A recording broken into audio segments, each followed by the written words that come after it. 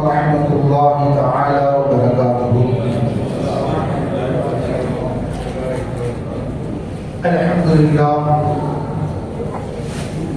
الحمد لله نحمده ونستعينه ونستغفره ونعوذ بالله من شرور أنفسنا ومن سيئات أعمالنا.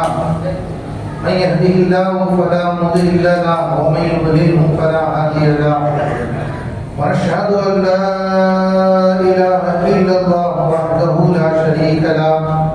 ونشهد أن سيدنا ومولانا محمدا عبده ورسوله. أما بعد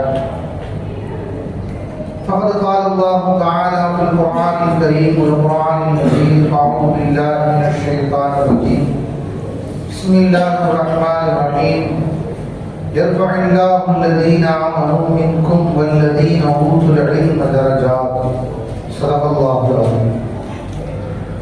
அல்லாஹ் தஆலாவின் பேரருள் அல்லாஹ்வின் முஸ்லிம்களாக முஃமின்களாக அதிலும் குறிப்பாக தனது ஹபீப் நாயகம் ஹஸரத் முஹம்மது ரசூலுல்லாஹி ஸல்லல்லாஹு அலைஹி வஸல்லம் அவர்களின் உம்மத்திலே அல்லாஹ் உங்களையும் என்னையும் ஆக்கி அருள் புரிந்தார். அல்ஹம்துலில்லாஹ், அல்ஹம்துலில்லாஹ். அல்லாஹ்வின் நல்லடியார்களே, ஒரு அற்புதமான 2 நூல்களை வெளியீட்டு விழாவிலே நாம் அமர்ந்திருக்கிறோம். ஒன்று சிற்பிகளை செதுக்கிய வைரங்கள், இன்னொன்று காஞ்சி மாநகரத்தின் கார்மேகம். ஹஸரத் அவர்கள் சொல்லியது போல, ஒன்று இல்மே பாத்தினி, இல்மே லாஹிரி உடைய உலமாக்கல், வெளிரங்க இல்முடைய உலமாக்கல் அவர்களை பற்றியதும், இன்னொன்று இல்மே பாத்தினி தஸவுஃபுடைய ஞானத்தை பெற்ற அவர்களை பற்றியதும் என்று மிக அற்புதமான இந்த நூல் வெளியீட்டு விழாவிலே மிக உயர்ந்த ஹஸரத் கிப்லா அவர்களின் முன்னிலையிலே நாம் அமர்ந்திருக்கிறோம். மிக உன்னதமான பாக்கியம். இந்த கிதாபை எழுதிய எம்ஓய் அப்துல் ரஹ்மான் ஃபாசில் பாக்கவி ஹஸரத் அவர்களும் நானும் ஒன்னா ஓதுறவங்க, என்னுடைய பாட வகுப்பு தோழர். நான் பாடம் ஓதுற காலத்திலேயே சொல்லுவதுண்டு, எப்பா கடுகு செலுத்தாலும் காரம் குறையாதுன்னு சொல்லுவாங்க. அது யார் விஷயத்துல உண்மையிலேயோ உன் விஷயத்துல உண்மைன்னு சொல்லுவோம். அதை மீண்டும் மீண்டும் அவர் நிரூபித்து காட்டிக் கொண்டிருக்கிறார். இந்த சிற்பங்களை செதுக்கிய வைரங்கள் என்ற இந்த நூலில் அதற்கு அவர்கள் தன்னுடைய உஸ்தாதுமார்களோடு தான் எப்படியெல்லாம் பழகினோம், எனக்கு அவங்க எப்படியெல்லாம் தன்னை செதுக்கினார்கள், எந்தெந்த இடத்திலெல்லாம் அவர்களோடு நாம் எப்படி நடந்து கொண்டோம் என்ற விஷயங்களை எல்லாம் ஒரு அற்புதமான முறையிலே எழுதி கொடுத்திருக்கிறார். நாங்கள் சகமானவர்கள் எல்லாம் பேசும்போது பேசணும், அல்லாஹ்வுக்காக அப்துல் ரஹ்மானுக்கு தனி ஒரு மூளையை கொடுத்துருக்கிறான் போல சின்ன சின்ன விஷயங்களையும் ஞாபகம் வைத்திருக்கிறார். இந்த கேமரா இருக்கு பார்த்தீங்களா, அந்த கேமரா நாம என்னெல்லாம் பார்த்துருக்கோம், சின்ன ஆக்டிவேட், சின்ன அசைவல் தான் அப்படியே கேமரா பிடிச்சி வச்சுக்கோம். திரும்பி எடுத்து பார்த்தோம்னா அப்படியே ஓட்டி விட்டு பார்த்துடலாம். அந்த மாதிரி அப்துல் ரஹ்மான் அவர்கள் அதற்கு முன்னாடி அவங்க முன்னாடி எதுவெல்லாம் நடந்துச்சோ எல்லாத்தையும் அப்படியே கேமரா பிடிக்கக்கூடிய ஒரு கேமரா. நாங்களாம் கேட்போம், இந்த விஷயம் சின்ன விஷயம், இது எப்படி உங்களுக்கு ஞாபகம் இருக்கு அப்படின்னு கேட்போம். ஏன்னா ஓதுற காலத்துல அவர் இபுசு ஓதுற காலத்துல நம்ம ரொம்ப யோசிச்சா எப்பயாவது இருக்க ஒரு சில செய்திகள் ஞாபகம் நமக்கு. ஆனா அன்றாட நடக்கும் பாத்ரூம் போற விஷயத்துல இருந்து அதற்கு எப்படி செருப்பு போட்டாங்க, அவங்க எப்படி திரும்பி வந்தாங்க, அந்த நேரத்துல என்ன சொன்னாங்க அப்படிங்கிற அளவுக்கு துல்லியமான விஷயங்களை எல்லாம் அவர் பதிவு செய்கிறார் என்று சொன்னால் உண்மையிலேயே அல்லாஹ் அவருக்கு கொடுத்த மிகப்பெரிய ஆற்றல் என்றுதான் சொல்ல வேண்டும். ரொம்ப தூரம் இல்லை, இந்த பள்ளி மஸ்ஜிதே சலாமத் என்ற மஸ்ஜித் பேரு மஸ்ஜிதே சலாமத்தும் நானும் என்று இன்னொரு பதிவு வந்து அனுப்பலாம் இருக்காது. இன்னும் ஒரு 5 வருஷம் கழிச்சு அதுவும் வந்தாலும் அது ஒரு ஆச்சரியப்படுவதற்கு இல்லை. ஏன்னா ஒவ்வொரு நாளும் ஒவ்வொரு பொழுதும் நீங்க அவர்களோடு பேசிய பொழுது, நடந்த பொழுது கூட அவர் ஞாபகத்தில் வைத்திருக்கிறார், அதை எழுதி இருக்கிறார். இன்னொரு சுவாரஸ்யம் என்னன்னு கேட்டீங்கன்னா, இந்த சிற்பிகளை செதுக்கிய வைரங்கள் என்ற அந்த நூல்ல இது ஒரு வரலாற்று நூல் என்பதோடு மட்டுமல்லாமல் இதை படிக்க எடுத்தீங்கன்னா படிச்சு நீங்க வைக்க முடியாது. நான் மதியானம் 3:30 மணிக்கு வந்தேன். அல்லாவுடைய திருப்பேர் அசருக்குள்ள அந்த அரைவாசி கிதாபு தாண்டிட்டேன்.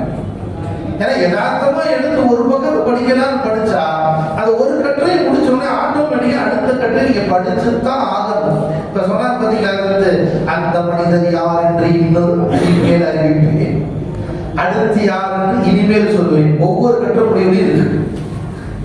ஒரு அற்புதமான ஒரு மனிதர், ஒரு உதாரணத்துக்கு சொல்றேன். ஒரு அதற்கு பயான் செய்கிறார்கள். பயான் செய்யும் போது சொன்னாங்க, நீ எவ்வளவுதான் இல்மை கற்றுக்கொண்டாலும் அந்த இல்மை கற்றுக்கொண்டு நான் ஆழமாயிட்டேன் அப்படிங்கிற ஒரு கர்வ முன்னிலை இருக்கக்கூடாது. நான் ஜாகிலாகிவிட்டேன் என்ற உணர்வு முன்னிலை வர வேண்டும் என்று அதற்கு சொன்னார்கள். நம்ம சொல்லி முடிச்சிருவோம். ஆனா அவர் முடிக்கிறாரு, அந்த உபதேசத்தை கேட்டு அதுபோன்று நடந்த ஒரு ஆணிவை உங்களுக்கு நான் எடுத்து காட்டுகிறேன்.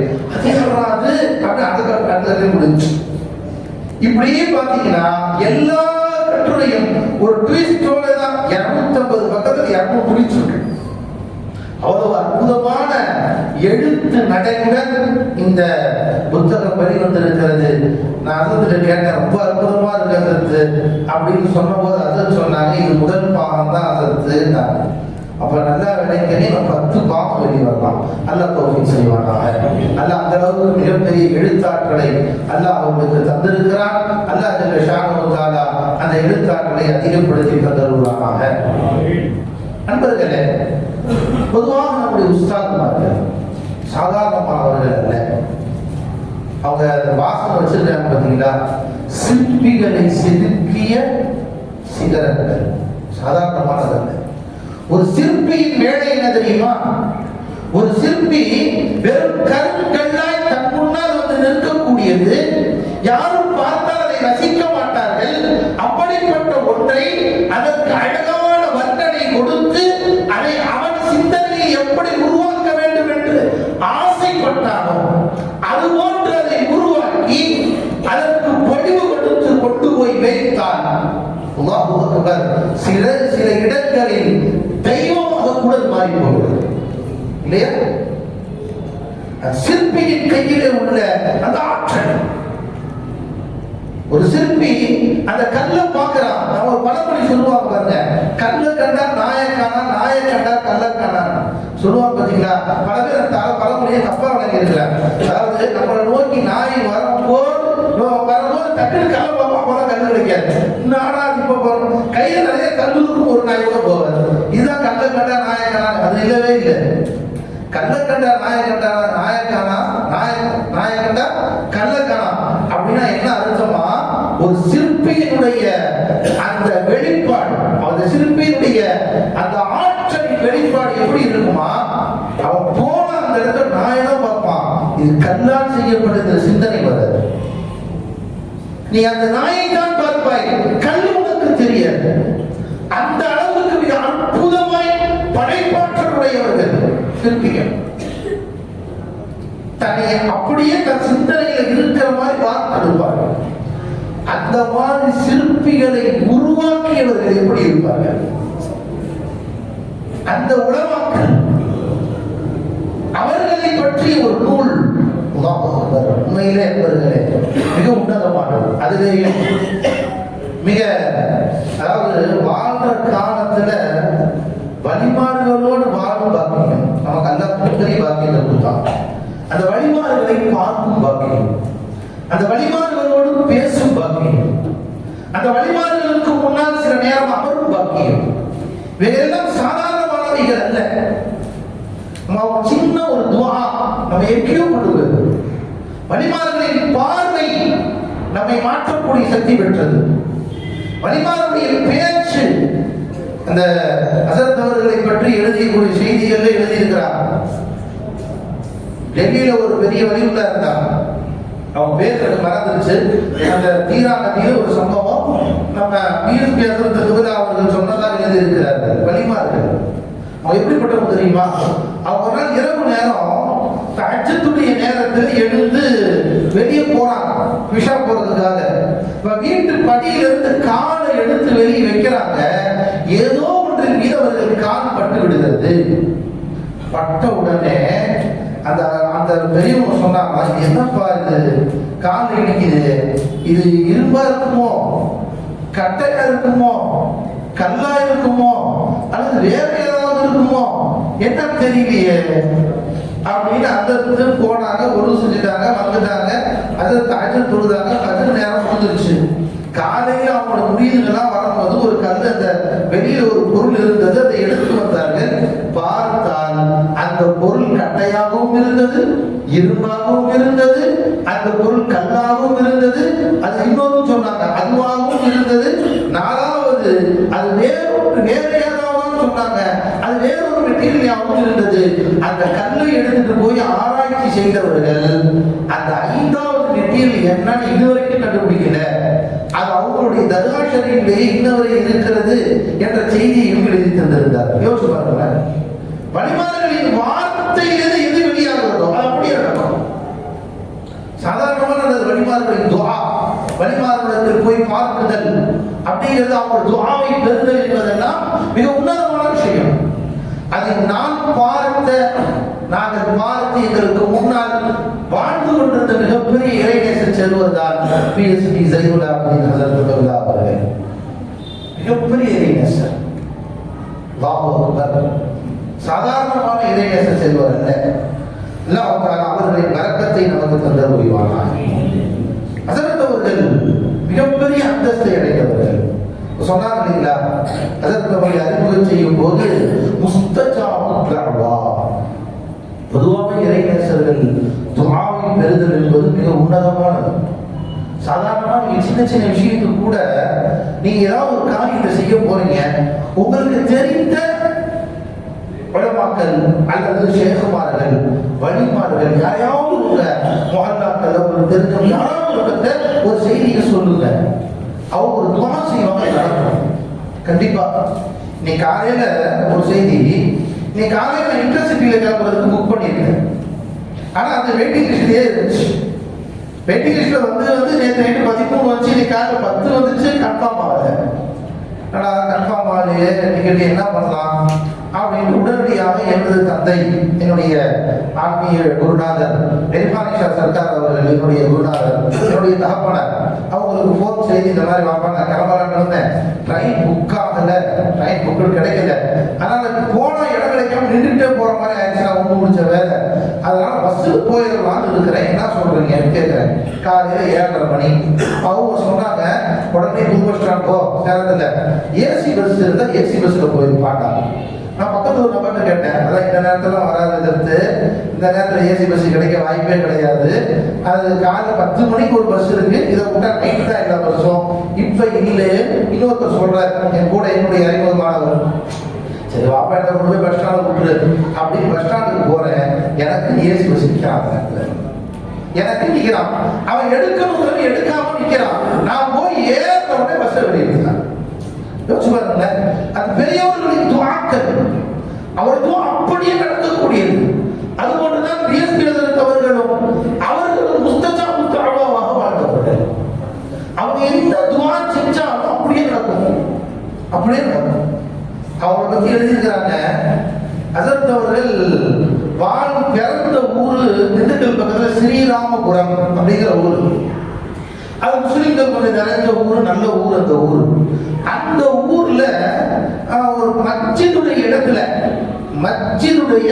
இடத்திலேயே ஒரு மஸ்ஜிதுல உள்ள ஒரு நிர்வாகிகள் சில பேருடைய காரணமாக ஒரு கட்டடம் கட்டுறாங்க, பேங்குக்கு வாடகை போடுறதுக்காக. நல்ல வாடகை மாசம் பரிகாசத்துக்கு தர்றாங்க. இதை கேள்விப்பட்ட உடனே தன்னுடைய சொந்த ஊர், அந்த ஊருடைய நிர்வாகிகளுக்கு போன் போட்டு அஜெண்டு சொல்றாங்க, இந்த மாதிரி அந்த ஊர்ல பேங்க் நீங்க கட்டக்கூடாது, அது மஸ்ஜிதுடைய இடத்துல பேங்குக்கு வாடகை போடுறதுங்கிறது தப்பு, வேணாம் அப்படின்னு அதற்கு சொன்னாங்க. அவங்க பெருமக்கள் கேட்கல. அது என்ன காரணமோ, ஏதாவது நிர்பந்தம் இருந்திருக்கலாம், ஆளும் கேட்கல. உடனே அதற்கு சேர்ந்து நான் சொல்லி நீங்க கேட்கல, அல்லாட்ட சொல்றேன்டா. அந்த வருடம் ஹஸரத் அவர்கள் ஹஜ்ஜுக்கு செல்கிறார்கள். அதுக்குள்ள கட்டணம் கட்டி முடிக்கப்பட்டு பேங்குக்கு வாடகை விடப்பட்டு விட்டது. பேங்க் செயல்படுது. அதற்கு நேரம் போனாங்க. காபத்துல்லா தெரிய பிடிச்சி என் ஊர்ல அந்த கட்டணத்துல எல்லாம் பேங்க் நடக்கக்கூடாதெல்லாம் அப்படின்னு துவா செஞ்சாங்க. அந்த துவா முடிச்சு அதற்கு வந்தாங்க. பேங்க் ஏதோ ஒரு காரணத்தினால் அந்த இடத்தை காலி செய்தால் 20 ஆண்டுகள் ஆனது. இதுவரைக்கும் அந்த இடம் அந்த கட்டணம் சும்மா எவ்வளவு பெரிய ஆற்றல் பார்த்தீங்களா? அவர்கள் துவா செய்து விட்டால் அது அப்படியே நடக்கும். மன்னடியில் இருக்கக்கூடிய ஃபக்ருதீன் ஃபாசில் பாப்பா எதிர்த்துருக்காங்க இல்லைங்களா? அதற்குடைய செல்ல புள்ள மாதிரி அவங்க கல்யாணம் 1 வருஷம் வரைக்கும் புள்ளே இருக்கல. இப்போ அதிர்த்தவங்க அவங்க ஊருக்கு வந்திருந்த உடனே அதிர்த்த கூப்பிட்டு போன உடனே அதிர்த்தவங்க இந்த மாதிரி புள்ள இது வரைக்கும் உண்டாகலை, 1 வருஷம் 1.5 வருஷம் ஆயிடுச்சு. அப்படியாப்பா உட்காருப்பா அப்படின்னு அதிர்த்து உட்கார வச்சு அவங்களுக்கு துவா செஞ்சு அவங்க மனைவிக்கும் துவா செஞ்சுட்டு நல்லா கொடுத்துருவாப்பா நான் எண்ணி 10 மாதம் குழந்தை வந்துட்டாங்க. பெரிய ஃபஸல் இது, சாதாரணமானது அல்ல. முஸ்தஜாபுல் தஅவா அவர்கள் என்ன துவா அவர்கள் செய்தாலும் அப்படியே அது நடந்துவிடும். அப்துர்ரஹ்மான் முகப்பள்ளியினுடைய இமாம் இந்த கதாநாயகர் ஹஸரத் அவர்கள் அவங்க எழுதியிருக்கிறார். அவங்களுடைய சுவாரஸ்யமான ஒரு விஷயத்தையும் இந்த புக்கில் சிறுமிகளில் அதில் செதுக்கி இருக்கிறாங்க. அதில் சொல்றாங்க, ஹஸரத்துக்கு பட்டிமன்றம் 2வது முறை ஓதும் போது இஸ்லாம் அரபி எது சொல்லாதா செய்யலாதா அப்படின்னு ஒரு தலைப்புல வந்த போது ஹஸரத் அவர்கள் பேச்சுக்கு போட்டிருக்கிறாங்க. பட்டிமன்றத்திற்கு எதிரணியின் தலைவரா மனைவியினுடைய சிங்கம் ஃபக்ருதீன் ஹஸரத் அவர்கள் அவங்க ஓதுறாங்க. அந்த சிங்கத்தை எதிர்த்து நாம போரிட்டு ஜெயிக்க முடியுமா? இவங்களுக்கு ஒரே தயக்கம். உடனே இவங்க நினைச்சாங்களாம், சரி நாம போய் ஜெயிக்க முடியாது, சிங்கத்திட்ட மோத நாம ஒண்ணுமில்லாம போயிருக்கோம். ஆனா சிங்கத்திட்ட மோதுறதுக்கு முன்னாடி நாம அதை விட பெரிய ஒருத்தர் போயிட்டு வந்துட்டா அப்படின்னு நேரம் நான் வந்து அது பிஎஸ் ரூமுக்குள்ள பூந்தேன். அஸ்ஸலாமு அலைக்கும் ஹஸரத்னே, என்னடா அப்படி போயில அப்படின்னு கேட்டாங்க. ஹஸரத் இந்த மாதிரி ஒரு பட்டிமன்றம் இருக்குது, அது நான் மோதலான்னு இருக்கிறேன். எதிரில் நிற்கிறது சிங்கமா இருக்குது, எப்படி மோதுறதுன்னு தெரியல. உடனே ஹஸரத் வந்து எடுத்து படிச்சு பாருங்க. 2 குறிப்பு எனக்கு கொடுத்தாங்க. 2 குறிப்பு கொடுத்துட்டு சொன்னாங்க, ஹஸரத் போப்பா உனக்கு அல்லாஹ் ஹைர நாடுவான்னு சொன்னாங்க. அல்லாஹ் வெற்றி பெறுவான்னு சொல்லி இருந்தால் அந்த போட்டியில் நான் வெற்றி பெற்றிருப்பேன். ஆனால் ஹைரை நாடுவான் என்று சொல்லிவிட்டார்கள். அதனால் பட்டிமன்றத்தின் இறுதியில் தீர்ப்பு என்பக்கம் வராவிட்டாலும் எழுதியிருக்காங்க, அந்த தீர்ப்பினுடைய அந்த பட்டிமன்றத்தினுடைய சிறந்த பேச்சாளராய் ஏழாவது முதல்காரங்க தான் பேசினாலும் 2வது முறை 3வது முறை போயிருக்க என்னை சிறந்த பேச்சாளர் என்று எனக்கு அந்த விருது வழங்கப்பட்டது. அதற்கு ஒரு இதுவா நண்பர்களே, முஸ்தஜாபுத் தஅவா. சரிங்க, இந்த மாதிரி முஸ்தஜாபுத் தஅவாவாக நாம் ஆக முடியுமா? ஆகலாம். அதற்கும் யார் நமக்கு ஆதாரம்? அதே பிஎஸ்பிஎஸ் நீங்க வாழ்க்கையிலிருந்து எடுத்துக்கலாம். அவர் ஒரு திறந்த புத்தகம் அவர்களை நினைவேந்தல் நிகழ்ச்சியில அவங்க முஃபாத்தாய் 2 நாள் நடத்தின சேலம் மாவட்டத்தின் மூலமா நடத்தினதில்ல அடையார் ஷதீதுதீன் பாக்கவி ஹஸரத் அவர்கள் சொல்லும் போது சொன்னார்கள், நீங்க ஒரு நம்ம பிஎஸ்பி ஹஸரத் விட அவர்களை ஒரு சாதாரண வரலாற்றுக்கு சொந்தக்காரராக நீங்கள் பார்த்து விடாதீர்கள். மிகப்பெரிய வரலாற்றுக்கு சொந்தக்காரர். அவர்கள் எந்த ரீதியில் நீங்கள் பார்த்தாலும் அந்த ரீதியில் உங்களுக்கு படிப்பினை தரக்கூடிய உள்ளவர். உலக பெரிய பொறுப்புகள். பஹியத்து சாலிஹாத்தினுடைய முதல்வர், அல்லாஹு அக்பர், உலக பெரிய அந்தஸ்து. சாதாரணமான விஷயமா? எவ்வளவு பொறுப்புகள், எவ்வளவு விஷயம். அத்துணைக்கும் இடையில் ஹஸரத் அவர்களிடத்தில் இருந்த இபாதத்துடைய செயல்பாடுகள் அல்லாஹ் அவர்களை முஸ்தஜாபுத் தஅவாவாக ஆக்கி கொடுத்தார். இன்னைக்கு ஃபஜ்ர் தொழுகை அதற்கு கொஞ்சம் நீளமா தொழுக வச்சாலே நம்ம வந்து ஓவரா நீட்டுறாரு. சில பேர் அதற்கு சலாம் கொடுத்தோன்னு ஒரு கோர்ச்சி போயிருக்கு. சில பேர் அந்த தானியமுக்காக 5 நிமிஷம் தானி 10 நிமிஷம் தானியமுக்காக உட்கார்ந்து இருப்பாங்க. அதை கொஞ்சம் அதற்கு நீங்க நல்ல அதிகம் வந்துருச்சு, மக்களுக்கு தேவையான அதிசயம் கொஞ்சம் நீளமாக்கிட்டா என்ன ஆகுற எனக்குலாம் வேலை இல்லை நினைச்சீங்களா?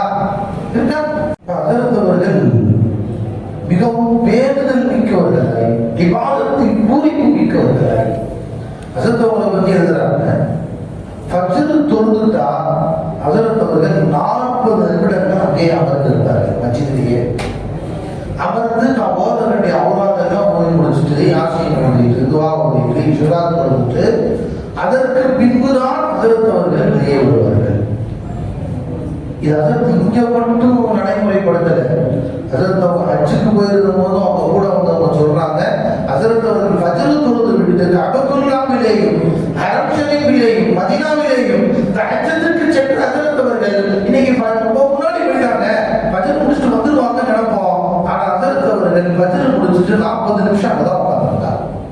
அவர் ஓத வேண்டிய அவுராதுகள் எல்லாம் ஓதி முடித்து விட்டுதான் ஹசரத் அவர்கள் வருவார்கள். பாக்கியாத்தினுடைய 36 வருட வழிமுறை மொத்தம் பார்க்கறது 37 வருஷம். அதுல 3 வருஷம் போறது மிச்சம். ஹசரத் 34 வருஷம். அத்தனை ஆண்டுகளும் ஹசரத் பள்ளியை விட்டு வெளியே வந்தா மோதிட்டார், கதவு போட்டுவார். அவர்தான் கடைசி நபர். எவ்வளவு பெரிய இபாதத்தை பூரிப்பு பார்த்தீங்களா? நம்மளோட அந்த இபாதத்து இருக்குதா? ஹசரத் ஒரு ஹஜ்ஜுக்கு சென்றிருந்த போது அவர் செய்த இபாதத்துகளை அவங்க டைரியை குறிச்சு வச்சிருந்தாங்களாம். அந்த டைரியை படிச்சுட்டு அந்த ஆதிகள் சொன்ன வார்த்தை நமக்கு ஆச்சரியத்தை ஏற்படுது. இப்படிலாம் இருக்க முடியும் அப்படின்னு எல்லாருமே நாம் கும்பலா போயிருக்கிறோம். என்ன செய்வோம்? தவாப் செய்வோம். தவாப் செய்வோம். ஒரு தவாப் நமக்கு செய்வோம். அடுத்த தவாப் என்னை பெற்றெடுத்த தாய் தந்தை இருக்காங்க. சில பேர் எங்க அத்தாவுக்கு தனியா எங்க அம்மாவுக்கு தனியா ஒரு தவாப் செஞ்சேன், அம்மா அத்தாவுக்கு தனியா ஒரு தவாப் செஞ்சேன் அப்படின்னு சொல்லுவாங்க. அதாவது சில பேர் மொத்த சமுதாயத்திற்காக வேண்டி நலனுக்காக ஒரு தவாப் செஞ்சேன் அப்படின்னு சொல்லுவாங்க. ஹசரத் அவர்கள் எவ்வளவு தவாப் செய்திருக்கிறார் என்றால், ஒரு தவாப் ஹசரத் செஞ்சிருக்கிறாங்க. இந்த புகாரி கிதாபை எழுதிய புகாரி இமாம் அவர்களுக்காக, முஸ்லிம் கிதாபை எழுதிய முஸ்லிம் ரஹ்மத்துல்லாஹி அவர்களுக்காக, நஸஈ கிதாபை எழுதியவர்கள், அபூதாவூத் ஷரீஃபை எழுதியவர்கள், சிஹாஹ் கிதாபின் 6 இமாம்களுக்காக வேண்டியும் தனித்தனியாக ஹசரத் அவர்கள் தவாப் செய்திருக்கிறார். அது மட்டுமல்ல, இமாம் அபூ ஹனீஃபா கூஃபி ரஹ்மத்துல்லாஹி அலைஹி, அபூ ஹனீஃபா ரஹ்மத்துல்லாஹி தனி ஒரு தவாப், இமாம் ஷாஃபி ரஹ்மத்துல்லாஹி ஒரு தனி ஒரு தவாப். எல்லா சத்தியங்களுக்கும் தனக்கு கோவில் கொடுத்த உஸ்தாத்மார்கள் ஒவ்வொருத்தரையும் ஞாபகப்படுத்தி தவாப் செய்திருக்கிறார். ஒவ்வொருத்தருக்கும் ஒட்டுமொத்தமாக செய்யல. எவ்வளவு தன்னுடைய இபாதத்தை ஹசரத் அவர்களுடைய மாணவர் என்னுடைய அண்ணா ஷுஹூதிஷா ஜுபைர் அஹ்மத் ஆஃபரி ஹசரத் அவர்கள்ட்ட நான் கேட்டேன், ஹசரத் உங்களுக்கு செஞ்ச நசீஹத்துகளிலேயே மிக பிரியமான நசீஹத்து எதுன்னு கேட்டேன். ஹசரத் செஞ்ச நசீஹத்துகளிலேயே மிக பிரியமான நசீஹத்து எது என்று நான் கேட்டேன்.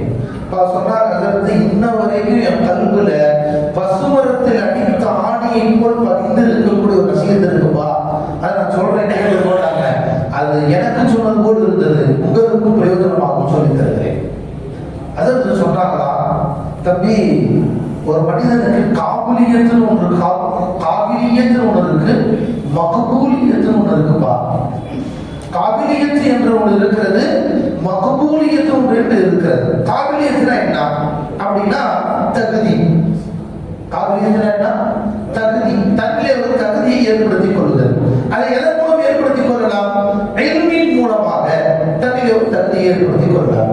எந்த அளவுக்கு கல்வியை படிக்கிறோமோ அந்த அளவுக்கு, எந்த அளவுக்கு கிதாபுகளை பார்க்கிறோம், எந்த அளவுக்கு புது புது விஷயங்களை தெரிந்து கொள்கிறோம். இப்போ பிஹெச்டி பண்றாங்க, எம்ஃபில் பண்றாங்க, அல்லது டாக்டரேட் பண்றாங்க, அல்லது இன்ஜினியர் படிக்கிறாங்க, அல்லது வெறும் வெறும் துறைகளில் அவர்களுக்கு என்று ஒரு தகுதி, கல்வியின் மூலம் ஒரு அந்தஸ்தை அவர்கள் பெற்றுக் கொள்கிறார்கள். இது என்னது? காபிலியத். எந்த விஷயமாலும் அவங்க போய் கேட்கணும்பா, கரெக்டா சொல்லுவார், நல்லா படிச்சிருக்கிறார், அனுபவசாலியான அங்க கேட்பா. அவன் ஒவ்வொரு துறையிலேயும் ஒரு காபிலியத் இருக்கிறது இல்லையா? ஒவ்வொரு துறையிலேயும் ஒரு காபிலியத் இருக்கிறது. அது போன்ற ஆலிம்களுக்கும் காபிலியத் இருக்கிறது. அந்த ஆலிம்களுக்கான காபிலியத் என்ன? குர்ஆன், ஹதீஸ், ஃபிக்ஹுடைய சரியான ஞானங்களை தன்னிலே எடுத்துக்கொள்வது. இந்த காபிலியத்தை கொடுக்கணும். ஆனா இந்த காபிலியத்து எல்லாத்துக்கும் கிடைக்குமான்னு சொல்ல முடியாது. ஏன்னா அல்லாஹ் ஒருத்தருக்கு மாசம் மாதிரி ஞாபக சக்தியை கொடுத்துருப்பான். அல்லாஹ் ஒருத்தருக்கு அல்லாஹ் அவ்வளவு ஞாபக சக்தி இருக்காது, கம்மியான ஞாபக சக்தி தான் இருக்கும். அவர் கொஞ்சத்தை தான் விளக்க முடியும். சிலருக்கு விளக்க சக்தி இருக்கும், ஞாபக சக்தி இருக்காது. ஒவ்வொருத்தருக்கும் ஒவ்வொரு வகையான அந்த ஆற்றலை கொஞ்சம் கூட இருக்குது, கொஞ்சம் குறைவா இருக்குது. அப்ப எல்லாரும் அந்த கல்வியை பெற முடியுமா அப்படின்னு சொன்னா எல்லாத்தினாலையும் முடியாது. இந்த காவிரி ஒரு சிலருக்கு அல்ல இருக்கிறார். இன்னொன்று இருக்குப்பா, மக்பூலியத். மக்பூலியத்துன்றது என்ன தெரியுமா? அது கல்வியை கொண்டு வருவதல்ல. மக்பூலியத் என்பது, மக்பூல்னு சொன்னா ஏற்றுக்கொள்ளப்பட்டவர் அர்த்தம். உன்னை எல்லாரும் ஏற்றுக்கணும், உன்னை யாருமே வெறுக்க கூடாது. அவரா சிதேவியான மனிதர்ப்பா, நம்ம உயர்ந்த மனிதர்ப்பா அப்படின்னு எல்லாரும் சொல்லணும். அப்படின்னு சொன்னா அந்த மக்பூலியத் தக்வாவை கொண்டு கிடைக்கும், நல்லவர்களை கொண்டு கிடைக்கும். எந்த ஒரு மனிதனாக இருந்தாலும் சரி, எந்த ஒரு ஆலிமாக இருந்தாலும் சரி, ஒரு அட்வொகேட்டா இருந்தாலும் சரி, டாக்டராக இருந்தாலும் சரி, நீங்க ஒரு வியாபாரியாக சாதாரண ஒரு கடையில் இருக்கக்கூடிய ஒரு வியாபாரியாக இருந்தாலும் சரி, உங்களோட காவிரியத்தை இல்லாவிட்டாலும் மக்பூலியத்தை கொண்டு கொண்டாங்க. ஒரு செருப்புகளை வச்சிருக்காரு, அவரோட மக்பூலியத்து வரலாம். என்ன மக்பூலியத்து? மக்கள் எல்லாம் சொல்லணும், வாங்கினா செருப்பு அவங்க போய் வாங்குங்க, நியாயமான ரேட்ல தருவார், கரெக்டா தருவார், ஏமாற்ற மாட்டார், அநியாயமா தர மாட்டார். மக்பூலியத். நீங்க அப்படி இருக்கா அன்பர்களே? இந்த மக்பூலியத்தை உங்களில் உண்டு பண்ணி கொள்ளுங்கள். அவ்வாறு நீங்கள் ஆளுங்கள் உண்டு கொள்ள வேண்டும் என்று சொன்னால் மஸ்ஜிதுக்கு முதல்ல போகணும், கடைசியா வெளியே வரணும் அப்படின்னு ஒவ்வொரு சின்ன சின்ன விஷயங்களையும் எப்படி ஒரு ஆளின் மக்பூலியத்தை ஏற்படுத்த வேண்டும் என்று அதற்கு செய்த பயான் என்று எனக்கு சொல்லி காட்டினார்கள். எனக்கே சொன்னது பார்த்துச்சு. நண்பர்களே, ஹஜ்ரத் அவர்கள் என்பவர்கள் ஒரு சின்ன விஷயம், சாதாரணமான ஒரு கேட்க முடியும். இன்னைக்கு நம்மள நிறைய பேர் கிதாபு படிக்குதல் அப்படிங்கிறது இல்லாம போச்சு. கிதாப் படிக்கிறதுல இல்லாம போச்சு. பெரிய பணக்கார வீட்டுக்கு போறேன், போயிருக்கும் போது எங்க மதரசாவுக்கு அந்த நேரத்தில் லைப்ரரி உருவாக்கிட்டு இருக்கிறோம். சேலத்தில் என்னுடைய மதரசா ஜாமியா இர்ஃபானியா இருக்குது, அதனுடைய மதரசாவுக்கு லைப்ரரி உருவாக்கிட்டு இருக்கிறோம். அப்ப ஒரு நபர்கிட்ட போய் ஒரு ஸ்பான்சருக்காக ஒரு 10 கிதாப் வாங்கணும், ஒரு 1000 ரூபா ஆகணும், அந்த 1000 ரூபா பொருள் நீங்க ஏற்றுக்கோங்க அப்படின்னு 10 பேர் சொன்னா அல்லாவுடைய கிருபையில ஒரு 20,000 ரூபாய்க்கு கிதாப் வாங்கிடலாம் அப்படிங்கிறதுக்காக ஒரு நபர்கிட்ட போய் சொல்ல போறேன். அவர் சொன்னார், அதுல வேற கிதாபுகள் தான் வேணுமா, இந்த மாத இதழ்கள்லாம் இருக்கு, வேணுமா? பெரிய பணக்காரு. நான் உடனே என்னதுன்னு கேட்டேன். தான் இங்க இருக்கு பாருங்கன்னு ஒரு அலமாரி திறந்து காட்டினார். அதுல குர்ஆனின் குரல், அந்த காலத்துல வந்த சரணாய் சமுதாயம், நிறைய கிதாப் இருக்கு. எதுவுமே கவரே இல்லை. வருவாங்க, இருந்து சந்தா போட்டு முடிஞ்சு வரும் வச்சிருவாங்க, முடிஞ்சு அவ்வளவுதான். ஒரு நாள் கூட ஒரு கிதாபை கூட தொடங்கல. 10 வருஷம் கிதாப் என்ன அப்படியே தூக்கிட்டு போக யோசிச்சு பாருங்க. இன்று நாம் பேப்பர் படிக்க செலவழிக்கும் நேரங்கள் கிதாபுகளில் செலவழிப்பதில்லை. அவர்கள் எந்த அளவுக்கு முட்டாளா செய்தார் தெரியுமா? ஹஜ்ரத் நாச்சியார் கோயிலில் இருக்கும் போது நான் சந்திக்க போயிருந்தேன். அப்ப ஹஜ்ரத் சொன்னாங்க, உலமாக்கள் வெள்ளிக்கிழமை ஜும்மா பயான 11 மணிக்கு பார்க்க கூடாதுமா, பார்க்க கூடாதுமா, முன்கூட்டியே இருக்க வேண்டும். அவங்க தேட்டமுடையவர்களாய் அதை கல்வியை பார்த்து கொண்டே இருப்பவர்களாய் இருக்க வேண்டும். ஹஜ்ரத்தை பத்தி எழுதுறாங்க, பாக்கியாத்துடைய மற்ற உஸ்தாதுமார்கள் ஒரு ஹதீஸ்ல எங்கேயாவது இந்த ஹதீஸ் எங்க வருது? கம்ப்யூட்டர் இல்லாத காரணம், கூகுள் இல்லாத காரணம், மத்தவங்க ஷாமிலா போன்ற ஆப்புகள் இல்லாத காரணம், அந்த காலங்கள்ல எதை எடுத்து பார்த்தாலும் கிதாப் எடுத்து தான் பார்த்தாகணும். அந்த மாதிரி நேரங்களில் ஒரு ஹதீஸ் எந்த கிதாப்ல வருதுன்னு தெரியலையே, இன்னைக்கு அது வார்த்தை தட்டோட கூகுள் கடாக்கன்னு சொல்லிடுது இல்லையா? இன்னைக்கு ஆலிம் சாக்களே பெரிய ஆலிம் தான், கூகுள் ஆலிம் சார் தான் பேர் வைக்கிறதாங்க, அந்த ஆலிம் சார் தான் பேர் வைக்கிறாங்க இல்லையா? அந்த அளவுக்கு ஆகி போச்சு. அப்ப மற்ற உலமாக்கள் ஒரு ஹதீஸுடைய ஒரு துகுடாவை எடுத்து கொடுத்து மாணவர்கள் கொடுத்து பிஎஸ்பி எடுத்து வீட்டில் இருப்பாங்க, போய் வாங்கி வைப்பா அப்படின்னு சொன்னா அசத்து போனோம். இந்த ஹதீஸா இங்க பொருந்தோ அப்படின்னு உடனே அசத்தவர்கள் அந்த கிதாபெல்லாம் செல்ஃபை எடுத்து கரெக்டா அந்த கிதாபை எடுத்து அந்த ஹதீஸை எழுதி அது பக்கம் என்ன, ராவி பேர் என்ன, அப்படியே சந்தோஷமா எழுதுவாங்க, எழுதி கொடுத்துருப்போம். லைப்ரரிங்க, நடமாடும் லைப்ரரி. உடனே சொன்னாங்க, நான் ஒரு பயான குறிப்புக்காக அதுக்கு போயிருந்தேன், அதுக்கு இந்த விளக்கம் வேணும்னு சொன்னேன்.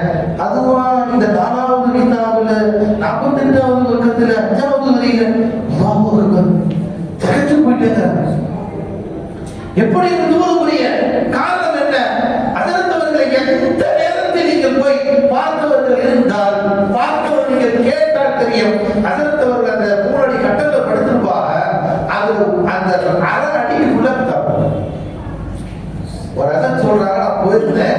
அப்ப அதனுடைய கிதாப் அடிக்கிருச்சு.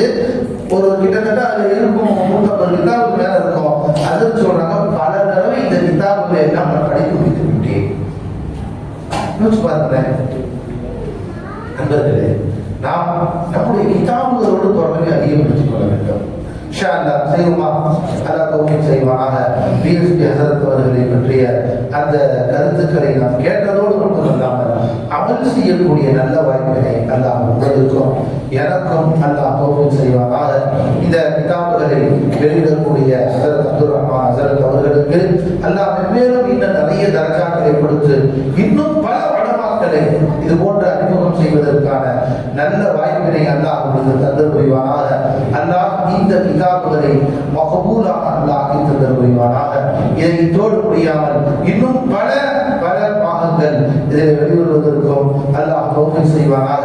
அதற்கு அவர்களுடைய இந்த முயற்சியிலே யாரெல்லாம் ஒத்துழைப்பாக இருக்கிறீர்களோ, மஹல்லாவாசிகள், ஹஸரத்துடைய அபிமானிகள் யாரெல்லாம் இருக்கிறீர்களோ அல்லாஹ் அவருடைய வியாபாரங்களையும் அல்லாஹ் பரக்கத் செய்வானாக. அல்லாஹ் அவர்களுக்கும் எல்லா தொழில் துறைகளிலேயும் அல்லாஹ் வெற்றியை தந்து அல்லாஹ் அவர்களோடு அல்லாஹ் சொந்தத்தில் இருக்கும் வாய்ப்பை உங்களுக்கும் எனக்கும் நசீபாக்குவானாக.